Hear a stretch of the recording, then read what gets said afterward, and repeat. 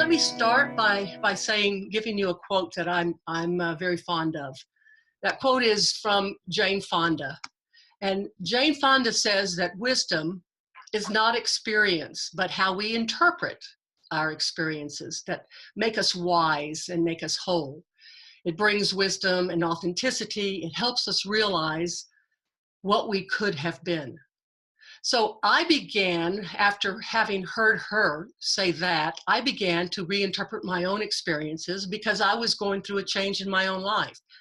And then just by chance, I came across a brand new book by Chip Conley called Wisdom at Work, which is a phenomenal book. It's just years of experience condensed into this one little book. And it's on interpreting one's life. And I thought this was perfect for me to look at. So we are a panel of individuals who will be presenting topics from this book, but we'll be presenting them also from our own perspectives and our own experience. So you're going to hear a rich array of wisdom and insight. Some of us are in organizations and some of us are self-employed. But all of us are what Chip Conley refers to as modern elders. And we'll talk more about that as we go along. So as I said, we have 6 panelists. We're going to be covering 5 traits for modern elders, and Donna Kastner will be covering that. Then we're going to move into modern elders must be both intern and mentor, and Diane Huth will be doing that. And then we'll move on to Deb Gaunt, who will cover more fluid multi-stage life. We'll take a brief couple of minute break from our presentations to ask panelists if they have comments about what's been said to this point. And then we'll continue, and myself, Anita Leffel, will give sort of my take on transforming fear into curiosity, which is chapter 4 of the book, Evolve. And then we'll move to John Warner, who is going to cover Learn, Adopting a Beginner's Mindset, Why Questions Hold More Power Than Answers in the Modern World. And we'll wrap up with Alex Glazebrook, who will be covering Debunking Ageist Stereotypes and Myths. And I know that you all know these stereotypes as we are less engaged, we are resistant to change, we less capacity to learn, we have shorter tenure, and mostly we are very costly and less trusting. And we know all of this is not right. So this event really came about because 2 of us, in reaching out to each other across the country, we decided to try something new. Donna Kastner and I only recently met, but we discovered there's this mutual energy and enthusiasm and desire to continue to pursue new experiences. So we both had read Chip Conley's book. As a matter of fact, I think Donna may mention that she's read it 3 times. And Donna says, you know what, let's hold an online book club review. This topic is so pertinent right now. Everyone is talking about it and using different terminology, but it's still the same. So I think that's why this is just really timely topic. Donna, you probably want to add something more to this, and then you can continue with your topic. Thank you, Anita. And yes, it was wonderful as we were collaborating, trying to think, what kind of project should we do? And then this just came up. And Anita is a true modern elder because she mastered the technology. Here I am discussing the idea, and she harnessed the technology to make it happen. So thank you for that. I do want to talk about the terminology very briefly. We did a workshop last week. About 50 modern elders got together, and I just was so eager about this book that I put on the screen, big old bold headline, Modern Elder. What do you think? And half of the room kind of liked it. And the other half said, woo, not me. So it was very interesting to see how this new phrase, I just thought, let me try it out. And it's a new phrase. I happen to be one of the people that likes it. I think it's a really good description of possibilities, and it was interesting. So in the book, Chip talks about, in fact, he references in the 50s, the average age for someone moving into a nursing home was 65. Now it's well into the 80s. We've got almost 20 more years, like even on that extended runway. It just doesn't make sense to stop at 65. So I just love this book. It's full of possibilities. I'm going to move rather fast because I want to hear what all of our great panel has to share. But I chose to kind of focus. Chip talks about 5 traits that tend to be present in modern elders. And he does point out, everybody gets older. Not everybody gets older. Just scoring extra years on the age scoreboard, that does not guarantee you a seat on the modern elder bus, but these traits tend to be manifest. The first one, good judgment. And he calls out a quote by Will Rogers: good judgment comes from experience, and a lot of that comes from bad judgment. So modern elders have been around for a while, and we've done good, bad, and everything in between, and we have the battle scars to show it, and we can be those guides on the side for younger generation. The second trait he calls out is unvarnished insight. And he talks about clarity, clearness of view, and that we have a knack for cutting through clutter, and Lord knows there's tons of clutter these days, to get to the core issue that truly needs attention. And he talks about modern elders as having phenomenal editing skills. And for me, that really rang true. In your youth, you're harvesting, you're accumulating. As you move into this elderhood stage, you are starting to distill the greatest hits and editing and pulling away the things that might be less valuable. 3 is emotional intelligence, EQ, this concept of listening first, connecting first, and then perhaps, weighing in, as opposed to sometimes elders can be, look, you youngins, get your nose out of the device and start to do this. That is no way to advise. So number 4 is the one that struck me most, holistic thinking. And this, he admits memory, speed, they do decline as you age, but this ability to connect the dots, and our brain actually becomes more adept at traversing from one side to the next and kind of finding that big issue. And lastly, and this really rings true for me, and I love to hear, and by the way, the chat box, you can type in stewardship. There is something that happens when you reach a certain age where you want to make a difference. You want to help guide future generations. So I thought those traits were wonderful. They tend to manifest early and then kind of come to full capacity at modern elderhood. So there you have it. There's topic number 1. Thank you, Donna. And I think that when we all talk, first of all, of course, Donna, please introduce your organization as well, and then all the rest of the panelists as well. Please feel free to introduce and even mention what you might be doing. So Donna, what are you doing? I am Donna Kastner with retirepreneur.com, and we help people in their 50s and 60s determine if and how to make a leap from a traditional job to a part-time gig that lasts much longer. Great, thank you. And I do notice that John is online, so we get to see a telephone in place of his lovely face. John, can you hear me okay? I can hear you just fine, thanks, Anita. And I love the way he speaks. It's just beautiful. So welcome. I'm glad that you could make it, and we'll just going to continue on. So thank you, John, for joining us. So we're going to move to topic 2, and Diane, please, you can carry on. You're muted, Diane. Diane, unmute. Here we go. I'm unmuted. Thank you so much, Anita. That was great, Donna. My name is Diane Huth. I'm known as the Accidental Career Coach. I have been helping people find and land their dream job.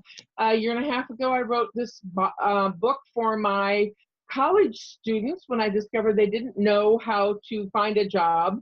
And then I discovered the baby boomer unemployment crisis, which is very real. We're all here because of that. And so I wrote my new book, which I introduced last month, which is Reinvent Your Career beat age discrimination to land your dream job. So I'm very passionate about work and unfairness in terms of discarding baby boomers because companies don't recognize our values. So this book really hit home and was very relevant, I think, to where I'm at, helping people find meaningful employment. And in many ways, like Donna, transitioning, maybe we don't want to be doing what we did 20 years ago, but finding that new path that uses our talents and our skills to find meaningful employment as we live into our 80s and often into our 90s, then we want to be productive. Who wants to sit around and watch TV for 25 years? It sounds like the most boring thing possible. So I found this book very interesting. I had not heard about Chip and his story, and I think his story is fascinating. Very impressed by it. Chip had founded in his 20s a company that had put together about 50 different, bought, sold, and managed 50 different boutique hotels, and he was known as a master hotelier, hospitality guru.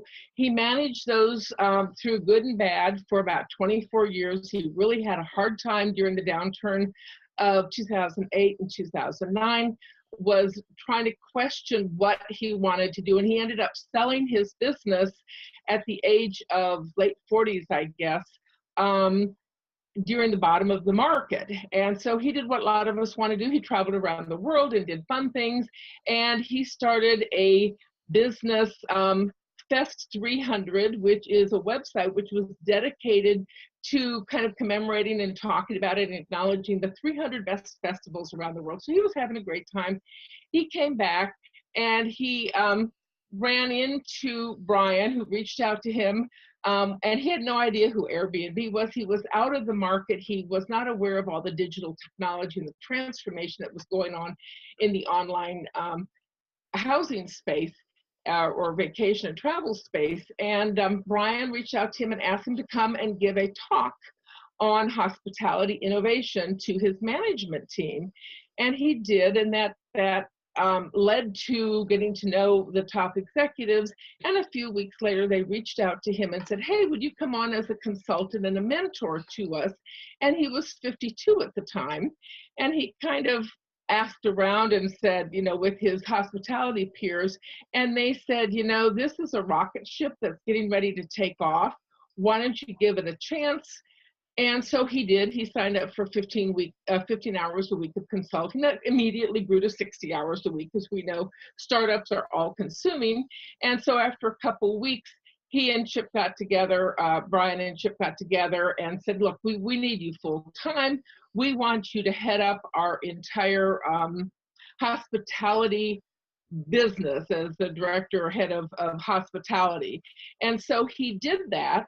And so he jumped in full time as a senior leader of the company. Felt very uncomfortable. He did not know the technology. It was very clear early on that he did not know the language. He did not know the technology, and he felt like a fish out of water. He was supposed to mentor the senior leaders, and yet he felt more of an intern than a mentor. He brought things to the table, but he wasn't sure if they were as valuable as what the company was doing in terms of the technological leadership.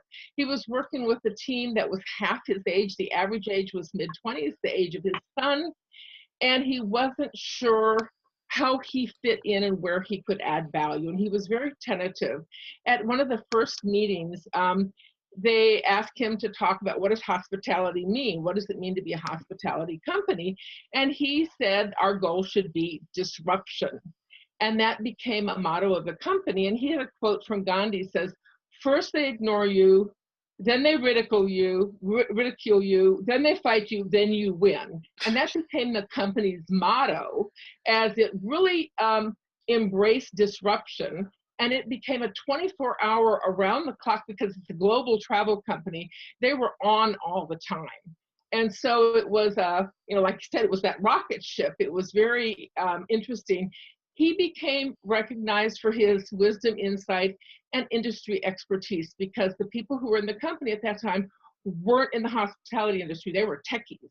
And so he brought that industry value and that industry heritage with him. A few weeks into the company, one of his people who reported to him said, "How can you be so wise and so clueless at the same time?" And this really indicates the fact that we all have skills and we have deficiencies, and we really need to learn how to cross-mentor or co-mentor each other. He recognized his deficiencies, and yet the company recognized his value. So it was a challenging learning opportunity, but he was thirsty to learn and thirsty to embrace new information. And so he was able to fit into a company where he was very uncertain of his own contribution. And it's kind of a trade-off between EQ, emotional intelligence, and DQ, which is digital intelligence. And so it was a trade-off that he was able to work, and through this co-mentoring. One of his mottos was that he asked everyone, how can I support you to do the best work of your life? And that got people engaged because it was clear that he was offering to help them be the best that they could, and he was trying to get out of the way to help them. And so he did a lot of coaching, not only the senior execs, but he really took great joy in helping the mid-level managers who were kind of stuck in their job. They didn't know where he was. And so helping them to develop and regain their mojo, get excited and get back on the track through his leadership. And one of the key learnings that he had is the less that there was him in it, me, ego, concerning about me, the more room there is to give to you as a mentor. So you have to learn to set aside your own ego, needs, wants, etc., so that you are open to helping others meet their needs. And he says, and it kind of documents that there are 3 different ways that an outsider can play in an organization. The first is an advisor role, and that is a domain expert to assist with a very specific decision-making task. So as an advisor, you're an outsider looking in and giving advice. As a coach, you're helping the individual build tactical leadership skills. But as a mentor, you're going to help the person that you're supporting make the best decisions for themselves and also for their company. And so he says that mentors really become a mirror, and that you tend to mentor people that are kind of a younger you. You recognize the characteristics that you had when you were younger and a firebrand and doing the same thing. And then you use your wisdom and judgment and experience and all the mistakes we've already made to help coach that person so they don't make those same mistakes. They'll make different mistakes, but at least you can use your experience to help them miss making those same mistakes that we did. And that's kind of where you go from a mentor to an elder. And with elder, the role is editing, he says, where you edit all this information. Like Donna says, you take all this experience and you edit it to help make you as good as possible. One of the other things he brought to the organization was focus, because when you're young and active, you want to do everything, and recognizing we can't do everything. We really need to focus on 1 or 2 key initiatives and do them really well, and not to be distracted by all these other bright, shiny objects, which is what many people in many organizations do. And he talks about as a mentor, you're responsible for inviting the genius, pulling the genius out of the person you're a mentee, the person that you're working for. Help to identify what makes that person so good and so brilliant, and enhance that, and helping to coach them to success. One of the guidelines that he gives is to intern publicly, but mentor privately. And so it's okay to ask stupid questions. You become very human and accessible. But when you're going to coach someone, you take them aside privately and you provide guidance and insight, never in public. And we all know that is a good management trait. But he says that's very important as a mentor. And he embraces reverse mentoring. I call it cross mentoring, because we really need to mentor each other equally. So it shouldn't be a competition between EQ and DQ, emotional intelligence and digital. It should be so we work together. Genius is more measurable or quantifiable. wisdom is an intangible, so we need to find ways to barter those two back and forth so everybody comes out ahead. Thank One you, of the- Diane. I think that what's so interesting in what you're saying is that and what, of course, what he has said is that he's bringing together the sage and the student, and that is just, that's really, really good. And I love that you're so passionate about it because you are obviously using it in your own work, and that's what this book is all about. So we're going to keep going so that we can keep within our time frame. Deb Gott, I think you're next with Fluid Multi-Stage Life. Yes, I'm Deb Gott, and my company is called Boomalali, and Boomalali is someone who marches to the beat of their own drum, and so I just love that word. And so basically my company helps people 50 and old. That's what we're all about. So what was fascinating about this book, I'm a recovering academic, and I'm doing fine, thank you. But what was interesting is I got into some of the sort of the researchy kinds of things in the book that were interesting, and I'm going to share a little bit of that, plus some things that I've also learned recently about it to sort of help kind of flesh it out. So in the third chapter, which he calls Raw, Cooked, Burned, Repeat, which is sometimes the way it feels, he starts talking a little bit about that life expectancy is now at 100 years. I mean, we're talking about 100-year lifespan, and over half of the people who are born today are going to live to 100. And that's kind of an amazing thing, given that the 3-stage life cycle in the United States is education for the young, work for the middle-aged, retired for the old, who then rest or volunteer. And that's been sort of the model in the United States, that very linear progression. And I find that fascinating, given that in Europe, they really look at it as a 4-stage model, where and each of those 100 years are divided up into 25 years. So learning would be birth to 24, working would be 25 to 49, happily living is 50 to 74, and aging is 75 to 100. And so they talk about the 4th age being those people who are 75 and older. That, by the way, is from the 3rd edition of the book, Don't Retire, Rewire, groupings under that 4th age, where 65 to 74 is the young old, 75 to 85 is the middle old, 85 to 95 is the old, and then 95 up they call frail old. And so it's really interesting how gerontologists have started seeing those different ages. But what Chip does in the book is he starts talking about, and I think of that's kind of inspirational. I'd like to believe that I will live to be 85 to 95 and be old. But what Chip does is he says, what if really we started thinking about aging as very fluid, very multi-stage. It has transitions, it has breaks in it, gap years for adults, so to speak.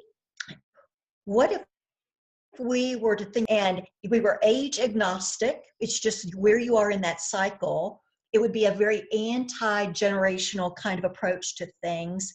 And instead of seeing yourself as being older for longer in this 100-year lifespan, what if we see ourselves as being younger for longer?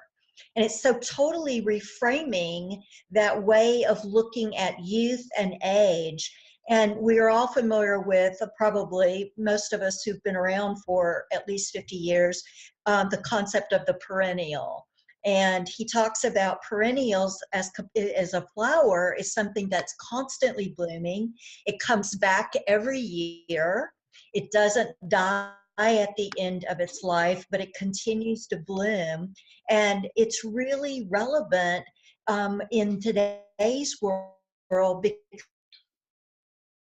because you if you keep up with what's going on in the world, age really will approach aging in that kind of perennial mindset, not as it's climbing a mountain the first half and then descending the mountain the second half, which is kind of depressing if it's all descent after we turn 50. And he said, basically, what if we saw life as a series of peaks and valleys, and when you got up to the top of the mountain, you took flight? And that just way of reframing it is really, really good.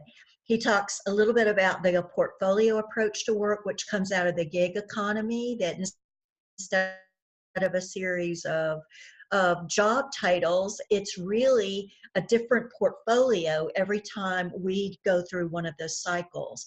So I really, really enjoyed this chapter very much. He talks a little bit about facial discrimination as opposed to age discrimination, but we do know that ageism chapter because it really reframed the way we look at aging. Deb, thank you so much. And as an academic as well, I really enjoyed the appendix of that book. And I did go through it just like you. I sort of combed through it. I thought it was just really impressive. So part of that book, part of this book is not just a roadmap, but there's so much available to us in resources. Let me ask it, open it up for a couple of minutes to the other panelists or all of the panelists. Is there anything you would like to add to what we've talked about thus far? I'm going to dovetail on that appendix. I felt like there was a wealth of seeds to explore further beyond Chip's story and his take on this whole stage. I have like a dozen books now that I need to read just from the ones he's pointed me to. So I found myself, I always purchase books for my iPad because when I travel, it's just so much easier than carrying around my books. And so I've got hundreds of books on my iPad. But I went ahead and bought the hard copy. And occasionally I'll run across a book and I say, you know what, I'd like to be able to refer to very specific parts of it. And so I did buy it, and particularly for that appendix. And highlight it too. And highlight. Yeah. Well, you can do, by the way, you can do that on your iPad. It's not the same. It's like a crossword puzzle on digital. I need the New York Times. Exactly. All right. Well, so let me continue on. It's right now. I'm going to talk about evolving, and it's so appropriate for me to talk about this particular chapter because that's what's happening to me. I mentioned earlier, and I'll mention it again because I think it's just so appropriate that you must watch Jane Fonda on her TED Talk, most recent TED Talk, because there's so many wonderful things that she says, and I want to go to what was just being said, what Deb mentioned about the stages of life. And what Jane Fonda says is that the aging process is a bell curve, okay? She says there's young, and then there's midlife, and then there's decrepitude. And of course that's funny, but of course there's some real reality in that as well. We have been taught age-appropriate behavior from a very young age. And it's time that we get beyond that. And so that's really why I like this book, because Chip is redefining himself in what Jane Fonda referred to as her third phase of life. So that's what Chip was doing. And it helps us. He's defining it as a modern elder. But this type of change, this type of evolution requires a new mindset. And I happen to have read the book that he does very much respond to, and it's Carol Dweck's The Mindset. If you haven't read it, I really strongly suggest it, because really and truly what he's talking about is changing the mindset. So let me just, so you get a good background of what that's all about, is that Carol says in her book, and this is how Chip believes about changing mindset, is that if you were born smart and that you believe that intelligence is innate and that you have these fixed traits that are your talents. You have a fixed mindset. So you believe that you have this certain amount of intelligence. That's it. Your glass is as full as it will get. And with a fixed mindset, it's not that you have goals that you're trying to achieve anymore. It's more of trying to keep up with protecting yourself and making yourself sound better than you are. If you believe that you can learn and change and grow with effort and persistence, then Carol calls this the growth mindset. And this is exactly where Chip is this growth mindset. So Carol says you won't become a Einstein, but you certainly have an extensive capability to get smarter.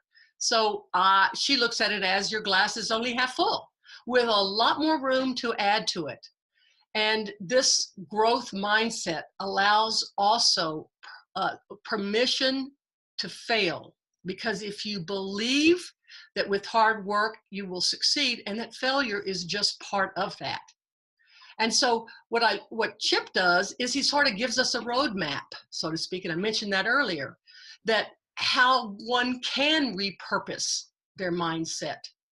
And I really understand those words and that philosophy, because it goes along with what's going on in my own life right now. I guess I can say that Chip offers this model of practices that you can do to evolve and make these changes. And let me share this brief story that goes along with what he says, dumping baggage. So I moved 4 years ago from Texas to California. Now, I will tell you that Texans do not, under any circumstances, understand what it means to downsize, especially for going from Texas to California. And it's been 4 years now that we're finally reaching that perfect size. It's taken us 4 years, but I find this is kind of humorous, because he calls this his identity cleansing. And I came, and I was a dean, and I was an administrator in a hospital, and I had all this wonderful experience. And as I've walked away from all of that, I've suddenly realized I'm not going back to those roles. And so how do I manage my experiences? As Jane Fonda said, reinterpreting or interpreting your experiences is what makes us wise. So how do I take these experiences that I've had and pick out what parts and components, as Chip says we should be doing, what parts and what components actually are what will be useful in our new life, so to speak, and then hone in on that. And I am certainly a work in progress, and that's what he is referring to, is that we all do become a work in progress. The most intriguing part of this book to me, and what really grabbed me as well, is that he suggests that we become interns. And of course, you can become a volunteer or other put yourself in other experiences. But one more experience of my own is that when a number of years ago, when my son started his first tech startup, I was his first intern. And I was really surprised that I came out here to spend time with him. I was in Texas, school was out, and I came out here for the summer, and I was his intern. And I am not a techie, I'm still not a techie, but I can tell you that from that moment on, when I walked away, I became a better teacher and a better coach. And at his work site, they didn't call me doctor, or they didn't even call me Danny's mom, which would have given me some clout. I was the intern.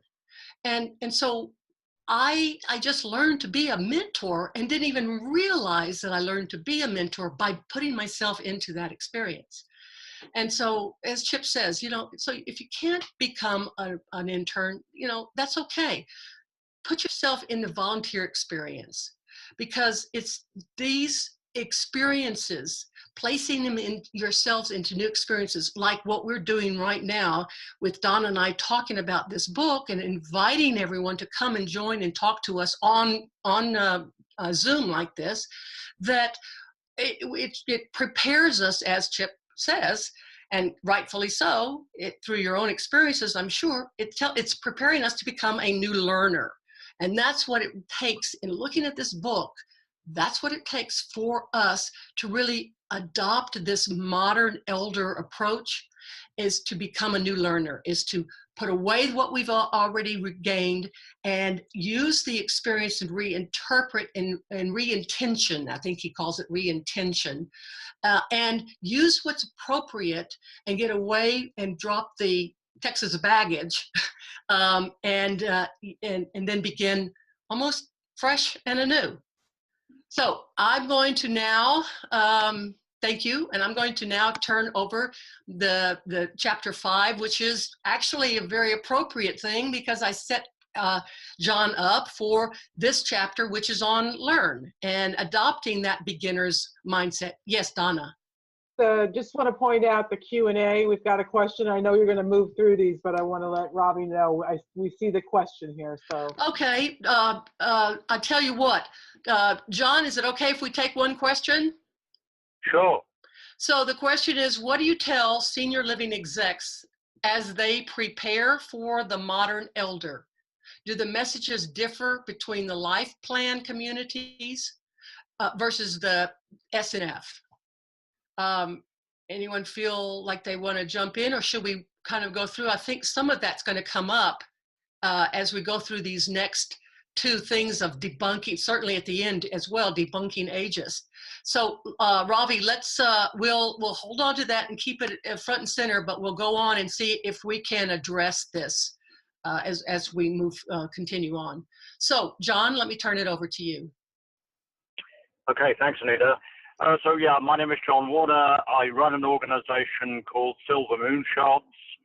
We are trying to help society as a whole understand that the 50-plus population should not be viewed as a monolith, meaning every individual between 50 and 100 is broadly the same.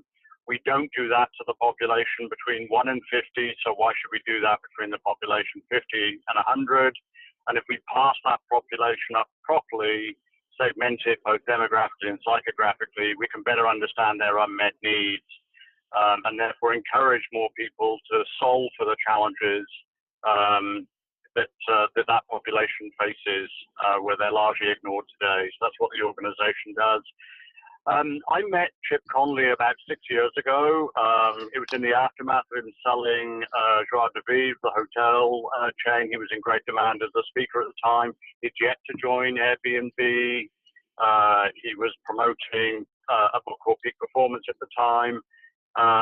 So I've kind of watched Chip's journey, over the last few years in terms of how he's come to terms with his own 50-plus persona going forward. And I think the relevance of chapter 5 in the book, which is the learning and adopt the beginner's mindset, is that's what he had to do to make the transition from being a CEO from a very young age in his 20s through to his late 40s, to becoming this term he uses, a mentor, this kind of mix between a mentor and an intern all at the same time. So the chapter really casts learning as being the engine of change. Now, I work a lot in the world of healthcare, so that question that just was asked. I think this is more of a recipe for individuals to reboot themselves, and then encourage the people in the environment around them to understand them differently. And that means adopting that open mindset, that growth mindset, as Carol Dweck would call it, in the most positive way possible. So it wouldn't then matter whether an individual's at home or whether they're in independent living or assisted living or skilled nursing facility. It wouldn't matter. It's rebooting yourself to be a better learner fundamentally. A quote that I like in terms of this is that we're really to earlier, which is that old dogs don't learn new tricks very well. And actually saying it's nothing to do with that. We are still learning throughout our whole lives. We might do it at a different pace. It might be a little slower, but the quality is deeper. So, for example, when we might see ourselves getting forgetful as we age, actually it's because our warehouse of knowledge is so packed full, we're taking a little longer to go and access what we've already experienced in order to come up with a wiser result. That's the engine of learning we're trying to go for, that growth mindset that allows us to adopt that beginner's mindset. The pathway to doing that, he says in the chapter, is asking questions, and often asking questions without embarrassment. So you might be the only person in the room that's asking the so-called dumb question, because very often it's not a dumb question. It's one that no one else has asked, or it's one no one else has thought about. So it's pushing into discomfiture and looking at new ways of doing things by asking questions and by being open-minded. And once you start to do that, you know, even at the very beginning of the journey of doing that, he says you'll start to see things change around you just by demonstrating your willingness to ask these well-crafted questions that ask people to consider the assumptions they're making, for example, and challenging those and saying, why do we believe what we believe? And of course, the more you open up your mind, the more you're starting to think, well, maybe I should be open to learning about what else is possible. That means you start reading more widely. That means you start talking to more customers and suppliers, for example. It generally means you become more curious. You've almost gone back to school on an ongoing basis as a way of making the questions you start to ask even more insightful and leading to better conversations with individuals. So it's a two-way street in this chapter. It's about being vulnerable, asking questions even when they're perhaps not seem to be particularly wise at the beginning, but in order to elicit interesting answers. And I think what Chip says is that the population of people who've achieved a certain amount of experience on this planet are uniquely placed to be able to do that. They've already got contextual knowledge that's pretty deep. That's not the end of the journey, but it's pretty deep. So we can afford to be vulnerable. We can afford to ask the dumb questions. We can afford to listen for longer. In fact, he ends the chapter very much on that quote saying, argue as if you are right, and that's really asking questions that, just jump on the same side of the table perhaps, but listen as if you are wrong. So challenge your own assumptions, challenge other people's assumptions, and you will inspire and encourage other people to use their own open-mindedness and learning-centered mindset to get to better places. So think of it as the engine that really achieves everything else he talks about in the book. Well, that's great, John. And one thing that I was so excited about is, as an academic, is the learning part, is that we do have to learn. We have to continue. And we've been taught, and we teach others, that you need to be a lifelong learner. But there's really a focused reason for it as we've gotten older, not just to learn new things, but to really evolve and change and be part of the world and part of the changes that are occurring in the world. Yeah. Thank you, John. I'm going to turn now. Yes? Someone? Oh, so I'm going to turn now to our last topic, which Alex Glazebrook will be handling, and it's on debunking ageist stereotypes and myths. Alex? Thank you. So my name's Alex Glazebrook. I work for a nonprofit called Older Adults Technology Services. You may be familiar with us as Senior Planet. That's sort of our customer-facing brand, if you will. And I took a stab at chapter 9, sort of, digging a little bit into the ageist stereotypes and myths that were mentioned in the book.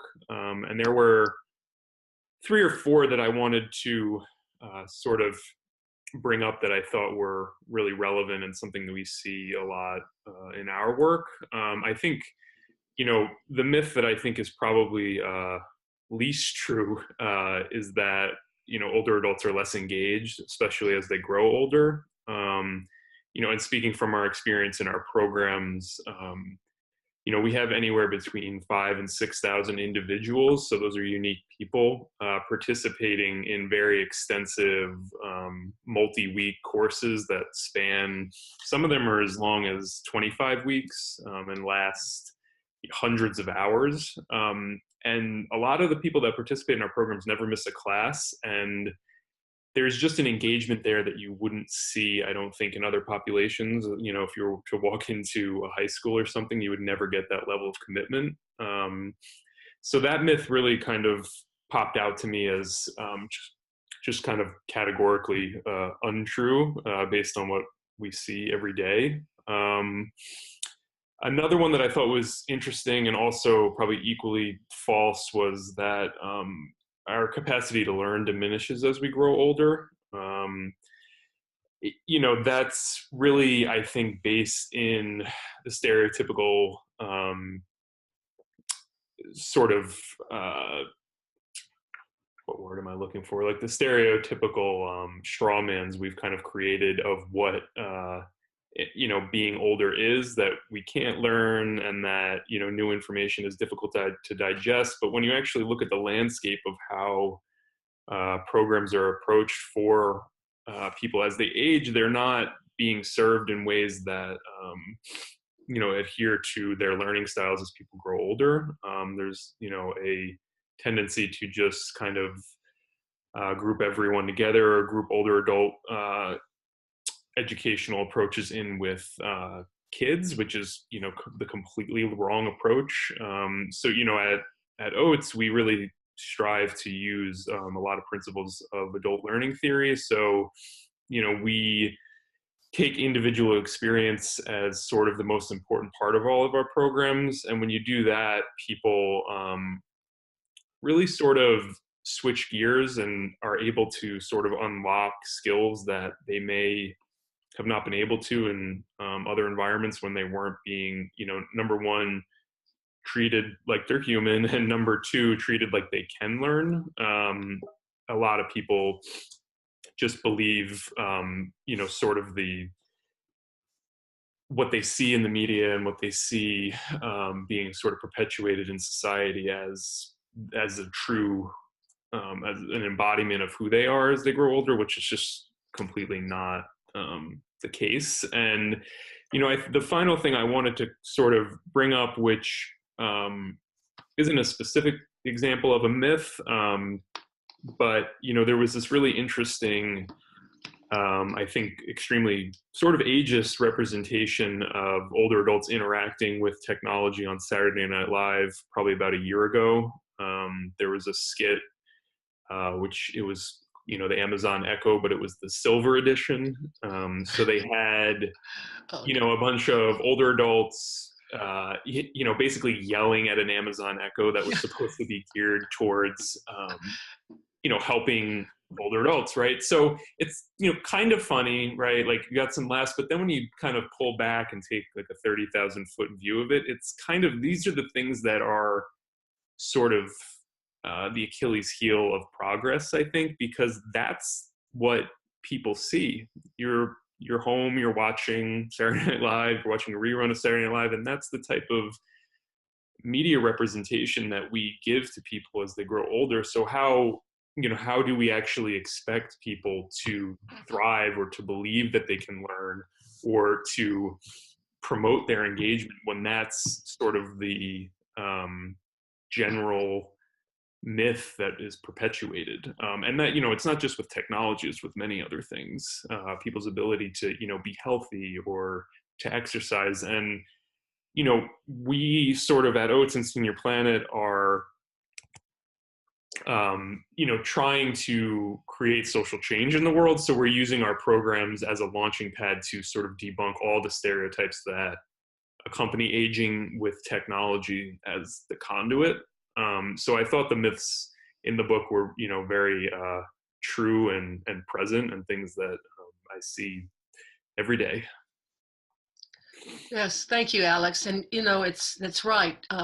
We do laugh at those things, just like Jane Fonda saying decrepitude, and it got a big laugh.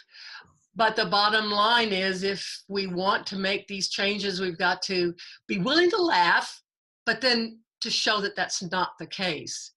Panelists, are there some final thoughts that have come to mind after hearing all of our topics? I'd like to jump on what Alex said as far as that Alexa thing, and it was hilarious, and I saw the same the same bit. I was at a conference recently, and I watched a keynoter that was awesome, very brilliant, talking about design thinking. Then she puts a slide up on, and she's showing the 4 generations in the workplace, which Chip actually shows us there's 5. And she has Malia Obama is Gen Z, and she's got a couple with their baby taking selfies on the beach as the millennials. There's Dapper Anderson Cooper as Gen X. And then in the bottom corner, there's a picture of 4 people. They look like they're wearing bowling shirts, and that was boomers. And I was like, seriously? So when those go unchecked, any other demographic group, that wouldn't have, people would have been up in arms. But for some reason, I think age is still out there, and we do need to politely push back when we see things like that. Absolutely. Absolutely. Anyone else? I do. One of the things that I took away from chapter 2, which I thought was so interesting, is to be open to the right opportunity at the right time. That you're going to constantly be learning new things, and I think the lifelong learning is important. But what he had to share was that by selling his businesses and freeing himself of the day-to-day, he went off on this trip and he traveled the world. Because of that, he was free when the right opportunity presented himself. So he made space in his life for the wonderful gift of a whole new job, career, learning this entire journey that he was on, because he was he accepted moving on and made room for new growth. And I think we all need to, like you say, need to get rid of the old baggage. We have to clean out a lot of the old baggage so we can let new stuff in, and that includes learning and experiences. That's right. And I've watched it time and time again. I didn't mention my organization, Silver Founder Academy, but one of the things that I'm learning through this is that this is a mindset that starts with us. And then we can be part of the change. But until we are willing to recognize that we can, then it's going to continue in this, age-appropriate behavior, so to speak. And so this whole book and now this experience of talking with all of you has just really given me some real heart to what I'm doing, and given me some pride in that I want to be behind this movement as well. And I really do thank all of you for participating. And I know that Donna wants to wrap up with an invite or a comment that she'd like to make. But again, thank you so much, all of you. We have just a couple of minutes before we will go off air. And as I said, we are recording this. I will send the link out to all of you of the panel and to you that have been participating. And then also each of us will be posting it in our different social media platforms, because I think this is a good message. I think we've done Chip, he would be proud. So, and he does know that we're doing this. So Donna, let me just turn it over to you, and thank you again. Can we address Ravi's question? What do you tell senior living execs as they prepare for the modern elder? Do the messages differ between the life plan communities versus SNF? Anyone want to chime in on that one? I think we have pretty much. I think John jumped right into it. I believe. I just wanted to be sure that we hit that squarely. Hopefully, Ravi, you caught that, and I agree. John, you hit that very fully. I just am curious. Go ahead, John. Okay. No, I wasn't going to say anything else other than I think the only thing I think people in assisted and independent living need to do on their side is recognize the diversity of talent they have that's lying latent in their facilities. So invite them to, to participate, perhaps in more than they do. There's a fantastic opportunity for individuals to become these mentees in organizations. A lot of people, for example, don't volunteer or become interns or mentors because they're not given the opportunity. And it won't apply to everybody, but I think it will apply to some. So I think one of the things they can do is just invite individuals to perhaps push into the experience. Excellent. And the last point, this was an experiment. We want to thank you for joining us, and certainly this will be, the recording will be sent out. But in this experiment, would you like more of this? If we did another run, what would it look like? Perhaps we might get together groups together on video to really discuss and look at a chapter in the book or look at other books. So if we've piqued curiosity, if we've tapped into something, you certainly have Anita's email from the initial send out on the link. Just let us know, hey, there's something here. I'd like to continue on this journey. And then we'll get back to you on what that might look like. Great. Okay. Thank you all. And I hope you have a good afternoon or good evening. Thank you. And talk to you soon. Take Bye. care. Very good. Bye-bye. Thank you, everybody. Bye. Thank you. Bye.